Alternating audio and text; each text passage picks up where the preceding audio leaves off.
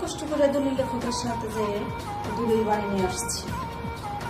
এখন এই ভাইয়ের কাছ থেকে সয় সম্পত্তি আমি আদায় করে নিব, যেভাবেই হোক।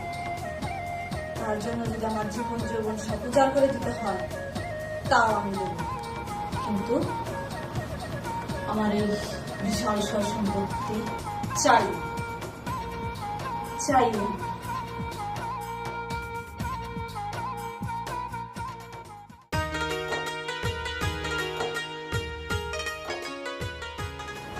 ভাইজান আপনি ভাইজান কি করবো? কাপড়টা মুখের কাপড়টা সরে গেছে, ঠিক করো। আপনার ভাইজান এমন করতেছেন কেন?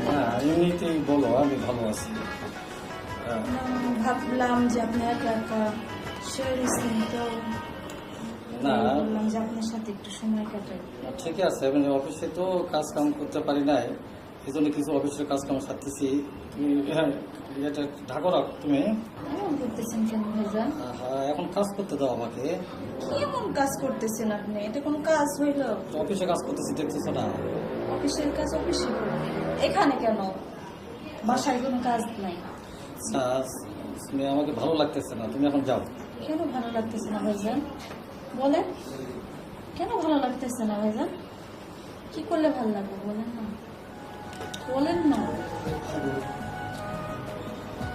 কি বলছো তুমি?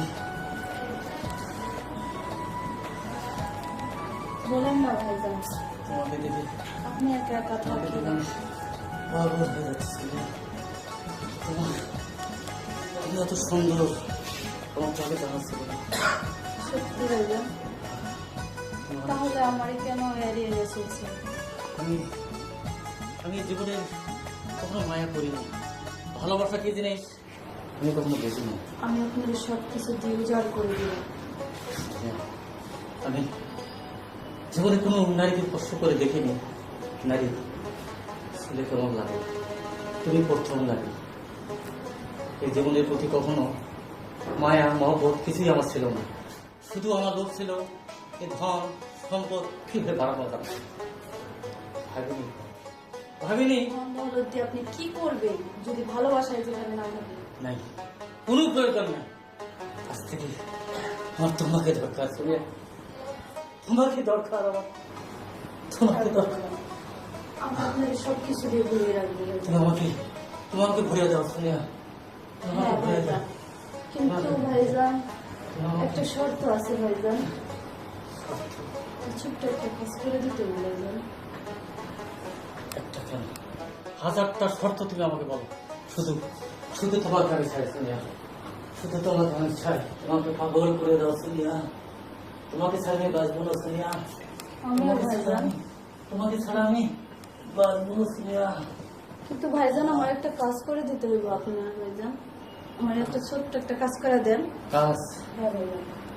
একটা কেন, তুমি যদি বলো শুনিয়া হাজারটা কাজ আমি করে দেবো। আমি তুমি আমাকে ছেড়ে যেও না তাও শুনিয়া। এটা আমার মক্ষম সময়, এখন আমি সব কিছু হাসিল করে নেব সব। ভাইজান হ্যাঁ, তুমি কিছু বললে শুনিয়া? না ভাইজান, আমি কিছু বলি নাই। ভাইজান আমার ছোট্ট একটা কাজ করে দেন। একটা কেন, তুমি তুমি যদি বলো হাজারটা কাজ আমি হাসি মুখে করে দেবো। বলো কি কাজ?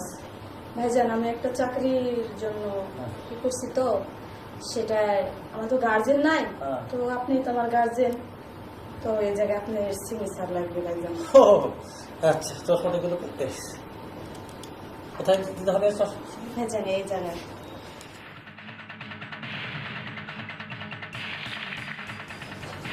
কোথায়? এইখানে ভাইজান।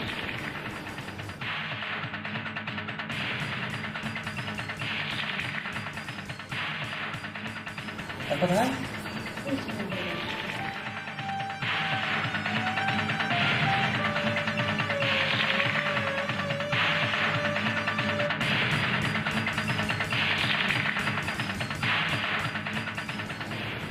বুঝতে পারবেন? হয়ে গেছে? হ্যাঁ ভাইজান। আর কোথাও লাগবে না? না ভাইজান আর কোথাও লাগবে না। এখন তুমি আমাকে একটু সই করে দাও। টাটা। হ্যাঁ ভাইজান। আচ্ছা, এটা আমি ভাইজান রুমের ভিতরে রেখে আসি। ওরে না ভাইজান, আমি আসতেছি ভাইজান। বসো না, আর না ভাইজান, আমি আসছি। বসো। এতটুকু সময় তোমার থেকে চাইছি, কি চাইছি আমি বলো? ঠিক আছে ভাইজান, আপনি তাহলে যা করার চলো করেন। এই- আপনার ভাই আবার এসে বলবে। এই তো লক্ষ্মী মেয়ের মতো কথা বলছো। আরে হ্যাঁ সুন্দর কথা শোনো ছাড়ো। কি আমি তো তোমার ভালোবাসি। শোনো, তুমি কিন্তু জানো যে আমি একজন বিবাহিত, এটা কখনো সম্ভব না। ছাড়ো আমাকে, জানি তাও। ছাড়ো আমাকে, বাসায় যেতে দাও। না, আরে ছাড়ো তো, এরপরে কখনো রাস্তাঘাট আমি ডিস্টার্ব করবো, ঠিক আছে? মন থাকবো, থাকো।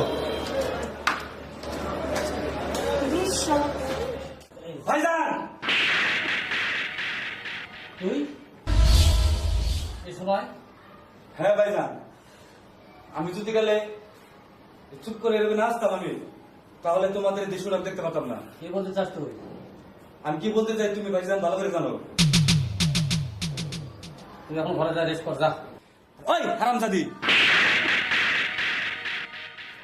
ওই আর তুই হারামজাদি, তুই কি করে পারলি আমার বাবার মতো ভাইয়ের সাথে কাজটা করলে? কেমনি তুই পারলি কাজটা করতে? আর ভাইজান, তুমি কেমনি তুই ভাইজানের কাজটা করতে পারলা? তোমার ছোট বোনের মতো, তোমার একটা ছোট বোন এটা, তুমি কেমনি পারলো ভাইজান এটা? এই 200 টাকার আগে ভাইজান আমার মৃত্যু হয়ে গেল। তুই বিশ্বাস কর ভাই, তুই বিশ্বাস কর, আমার আমার কোনোই দোষ নাই। ভাইজান, তোর বউ আমাকে কিভাবে কি করলো আমি আমি বুঝতেই পারলাম না। ভাইজান বিশ্বাস আমি করতাম, আমি নিজের চোখকে তো আরো বিশ্বাস করতে পারতেছি না ভাইজান। তো বিশ্বাস কর ভাই, আমার আমার কোনো দোষ নাই। সব দোষ তোর বউয়ের। বুঝতে পারছি না ভাই, কার লাগেনি?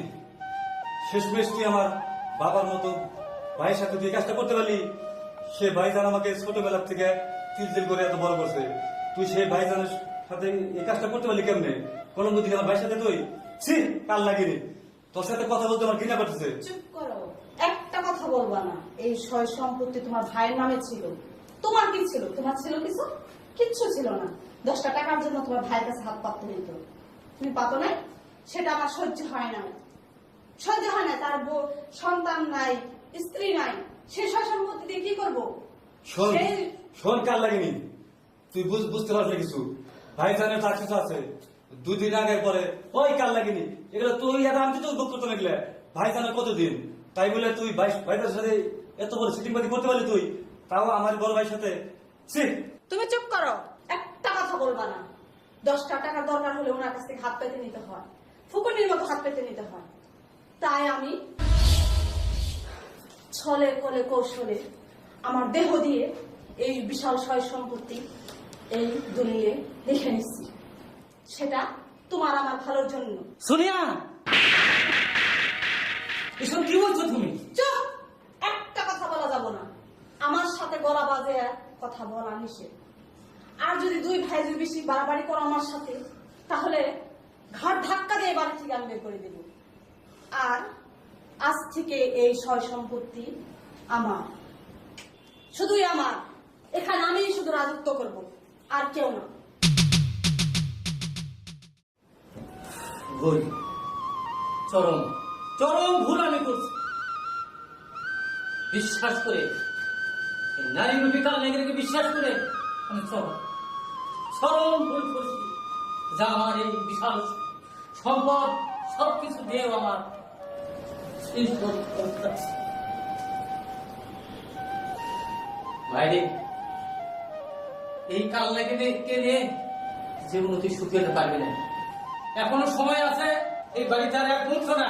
আচ্ছা ভাই, আমরা দূরে, চলো, অনেক দূরে চলে যাবো। আর ওই কার লাগেনি, তুই থাক এই বিশাল প্রাসাদ নিয়ে, আমি আমার ভাইকে নিয়ে প্রয়োজনে আমি রাস্তায় থাকবো, তুই সুখে থাক ভাইজান।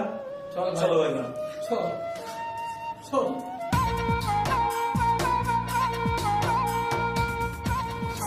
এত বিশাল সয় সম্পত্তি আজ থেকে আমার। আজ থেকে আমি রাজত্ব